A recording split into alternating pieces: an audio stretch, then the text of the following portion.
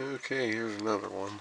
This is a old Timex wall clock, right next to the West clocks there.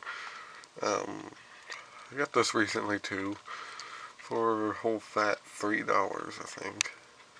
I think it was worth it. It seems to work pretty good. Isn't much to it. It's pretty basic. Let's see what we got here. It's a Timex model 2197B, 120 volts, 60 hertz, 2.5 watts. UL listed 347B, Waterbury, Connecticut, made in USA. That's quality right there, made in USA. Anyway, I picked this up because I thought it looked very neat. I kind of like the look of it.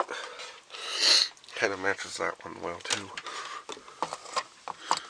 And my wall of funky old clocks, except for that one.